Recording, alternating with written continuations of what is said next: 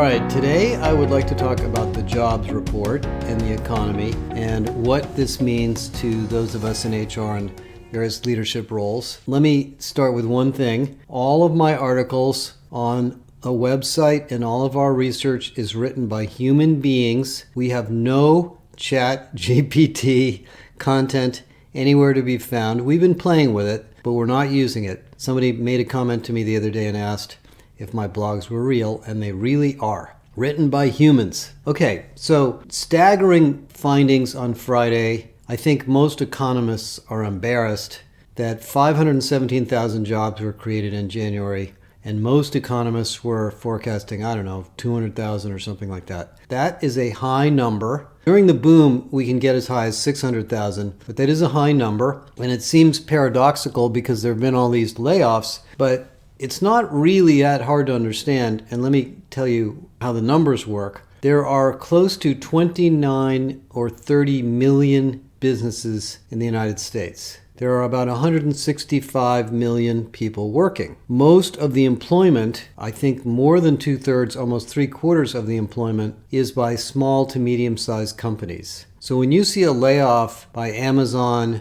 or IBM or Meta, those are a very small number of companies and a very small number of people. The total list of layoffs from the companies that have announced it in the last 6 to 8 weeks is probably around 300,000, which is a very small number in a labor force of 165 million. And you have to also remember that the pandemic is not quite over. So there's still retail stores, restaurants, movie theaters, hotels, theme parks that are kind of still opening and growing. People are just getting back to the lifestyle they had before the pandemic. And so most of the hiring that happened in those 517,000 people was in retail and hospitality and transportation and those kinds of industries. So the job market is actually pretty good for people in those kinds of jobs, plus nursing. And I've talked about nursing a lot. The nursing industry or the nursing profession is massively understaffed. And there's almost no limit to the consumption of nurses needed as we all get older. So, in fact, healthcare, as many of you know, is the largest employer in the United States. So this 517,000 jobs is indicative of the fact that the GDP grew at 2.9% last quarter. It's still growing at some rate, maybe not as fast as we thought. And there are still jobs being created. Now, the other part of the numbers is the 3.4% unemployment rate. That is the lowest in 53 years. I'm 66, so I was a young man or kind of a kid the last time it hit this rate. Many of you before you were born. So this is a very different kind of economy when the unemployment rate is that low. A lot of things change. It's much harder to hire. It takes longer to get people to make decisions because they have more options. Wages go up, which they are, and the Fed talked about that on Friday and Thursday. And your employment brand becomes very important because there are more options for people. The deal or the employment offer that you provide to candidates is very important, defining that clearly. Your employee experience is critical, which I'll talk about in a minute. Employee retention becomes a big issue. And maybe the biggest change of all is that internal mobility is now vital to your success because it will be hard to hire. Now, all the software people who got laid off during the tech crash the last couple of months, they're going to be looking for work, but they're not going to have a hard time finding it. Many of them, as long as they're willing to change industries and change locations perhaps. But this is a big thing because it's not going away.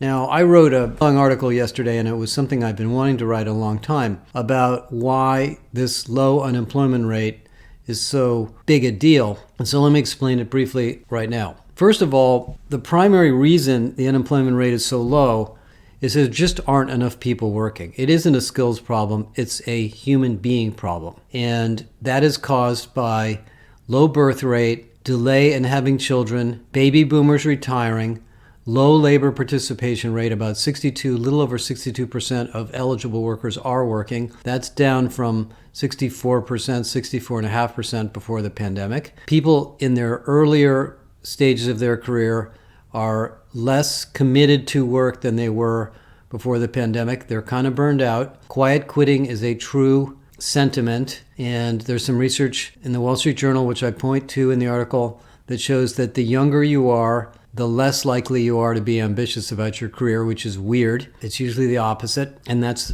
because young people are feeling the pain of inflation. They're not sure that their wages are keeping up. And so they're working to their wage, it's called. They're reducing their work aspirations to the level of pay, which is not an unreasonable thing to expect. And so all of these things are long-term problems. They're not temporary. And if you look at the growth rate of the population in most developed economies, China's is shrinking, Japan's is shrinking, Germany is shrinking, UK is flat, will be declining over the next few years. The Nordic countries' population will decline over the next 10 to 15 years. The United States is expected to continue to grow because we have a pretty good amount of immigration, but our fertility rate is not high either. India is the big growth engine of the population, but India's got plenty of challenges in their infrastructure and just general standards of living. So we as employers, as HR people, are going to have to hang on to the people we have for dear life. And I mean that in a positive way. My assessment of this situation is, if you really think about everything that's happened to us in the business world for the last 40 or so years that I've been working, there's one very significant trend, and that is more and more and more of the value in businesses is driven by labor, by humans, by value-add services, design, engineering, support, service, sales, management of humans. We have not automated away people. ChatGPT will not automate away jobs. It will create better jobs and allow us to do our jobs more productively. And this has been true of every piece of technology that's ever been invented, going back to the voicemail machine, to the email, to the computer, to the phone, to the video recorder, all of that stuff. Because what companies do fundamentally is find unique ways to add value to a market to generate a profit. That is what business is all about. So if you simply automate your business and don't add value on top of it, you're probably going to get disrupted by somebody else who's going to do the same thing better than you. So automation is a tool, it's an aid, it's a support system, it's an infrastructure you need, just like electricity and power, but it itself does not eliminate the need for people. Our human ingenuity is what makes companies successful. You see that in every single company that succeeds. So what it means is we're back to many of the basics we've been talking about for a long, long time. Taking care of people, paying them fairly, giving them a great employee experience, hiring people to fit your culture, implementing diverse and inclusive management, creating a sense of mission and purpose, making sure that people feel that they belong. All of those things that we talk about in the EX research are very, very, in some sense, sacrosanct in a 3.4% unemployment rate economy. By the way, our EX assessment, which we developed over the last year or two, is a fantastic way for you to assess where you are. We offer that to clients. You can take the assessment across your whole company, and within a few days, you'll know where you have weak spots, and you can focus your attention on those areas. Although I know many of you do this in other ways already. Now, there's a couple of other implications of the low unemployment rate. What happens when people can change jobs easily is they negotiate for higher pay. And employers don't like to pay more for jobs because wages are sticky. And as most of you know who might be in the compensation part of your company, once you raise the wage for one person, the person sitting next to them wants a raise, especially if you have a lot of pay transparency. Pretty soon the whole company wages go up. And the reason companies are laying people off is to save money. And Intel actually made an interesting strategy, which is to cut the pay of all the senior people, which I don't think is a bad idea at all. Senior people can usually afford a pay cut for a year or two. Well, that puts a lot of burden on you as an employer to decide what level of investment are you willing to make in the human part of your business versus the other part. Interestingly enough, if you look at the overall economic data on where money is spent in the economy, labor is about 50 to 60%, sometimes 70% of the cost in most companies, sometimes much higher if it's a IP software services company. If it's a professional services company, it's probably more like 80 or 90%. So if that number goes up, it's a pretty big number. So you ask yourself, how much are we willing to pay? Well, what we've discovered in the research that's going to come out next month or the month after is that level of pay is important, but not as important as fairness of pay, equity of pay, accountability of pay, and clarity of pay strategies. So just because it's hard to hire people, that does not mean you have to suddenly pay everybody more money. Now, we've experienced this in our company where we have fairly limited budgets because we're small. There's always a candidate that seems great that makes 50 to 75% more than another candidate. You don't have to hire that person if you don't want to. Your employment value, your brand, your deal should be enough to attract the right people. Now let's talk about employment brand for a minute. Employment brand is not the advertisement you put on LinkedIn or Indeed. Employment brand is the sum total of the benefits and experiences that you offer to employees. It includes the job, the pay, the financial benefits, the opportunity to grow, the mission and purpose of the company, the culture of the company, the team, the leader and manager that somebody's going to work for, the flexibility you offer people, which by the way is very high value, the opportunity for slack time and personal time in the job, and the opportunity for the individual to do new things and multifaceted things in their career. Most research shows that the number one reason somebody with ambition takes a job is because they think that this job is going to take them somewhere. As a result of this job, they're going to learn something, meet some people, get some things on their resume that's going to help them in the following position they have in their career. And that's not pay. So just because the unemployment rate is low, we don't have to go paying skyrocketing wages to get good people. And I think most of you know that, but I just want to point that out. The second big implication of a 3.4% unemployment rate is the urgent need to do a better job of internal talent mobility, career development, and career pathways. You all know what I'm talking about, but this is not an easy thing to do. We've made a huge amount of progress in creating internal talent marketplaces, building career models, creating agile work experiences inside of the company, but it's certainly not a solved problem. In fact, most of the companies we talk to have it on the agenda, but they're not necessarily doing it yet. And we are doing a lot of research on the productivity and the implications of that and the cultural implications of that. And we actually have a whole workshop process we go through with companies that are getting into this to help them. But I think this is in some sense the end or death of what we used to call integrated talent management, pre-hire to retire. That model applies to some companies and some number of employees, but the vast number of employees are going to be jumping around from job to job, role to role, and even company to company. And we need to manage that continuous growth process in the best possible way for them and for the company. Give them a mentor, give them a coach, give them some AI-enabled advice on what course of action to take, what education they need, what skills they need, what is a good next job, what is an adjacent job to the skill set you have now.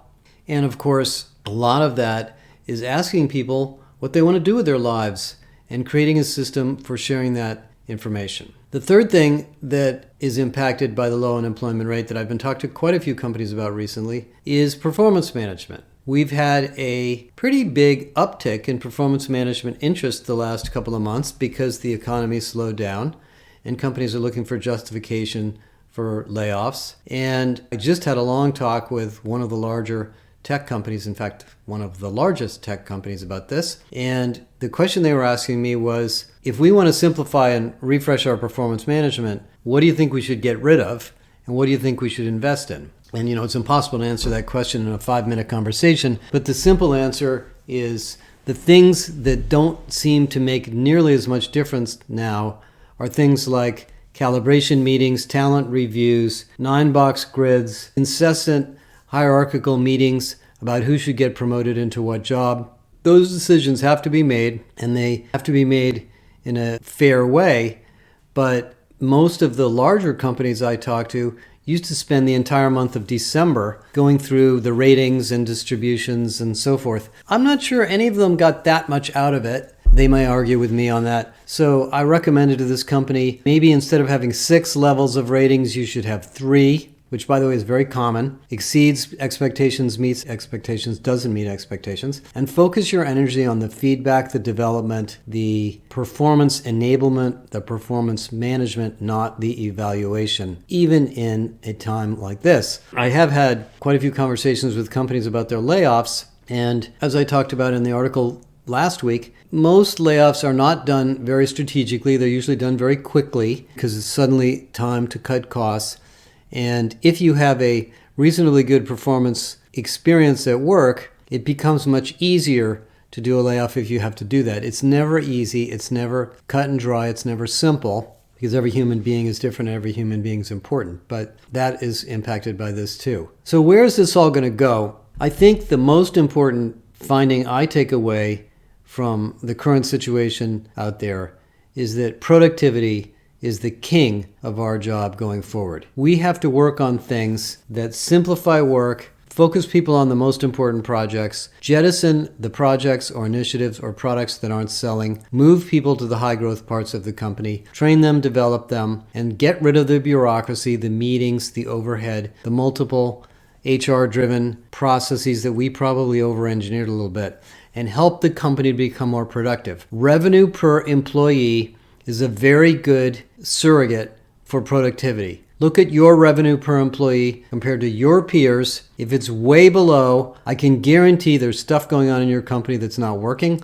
and you haven't had the guts to stop it. And when it's hard to hire people, and when people are going to leave for a better world, you're going to have to focus on productivity because you might have fewer people in the long run. And some of that's just demographics. And then, of course, focus on employee experience and reminding your CFO, who's probably looking around for things to cut, that we are in the people business. And that if we take care of our people, and if we develop them and we move them into the higher value roles, and we invest in leadership, and we invest in benefits and pay equity, and all the things I've been talking about, Mr. CFO, we're going to make more money. It's going to be good for our shareholders. It's going to be good for our customers. It's going to be good for your conversations with Wall Street. It's not simply an expense. And going back 40, 50 years, that is the biggest thing that's been happening in the economy. Every human being in every company adds their unique value to your business. When they talk to a customer, when they talk to a teammate, when they design or develop or support or fix or repair something, they are making your company more successful. If you can make them more productive, more happy, more engaged, you're going to be fine in a 3.4% unemployment rate, and you're going to make more money, and your CEO and CFO will be happy. And that is where I would like us to spend our time in HR. In the next podcast or two, I'm going to talk about the HR operating model. We're doing some work there. It's not ready to publish yet, but I want to give you a sense of where we're going. So it's a weird economic period with these 517,000 jobs just being created, but hang in there. I still think we're going to have an economic slowdown, but you're going to have to deal with it in the middle of a very tight labor market and a bit of a labor shortage too. Have a great week, and I'll talk to you guys next week.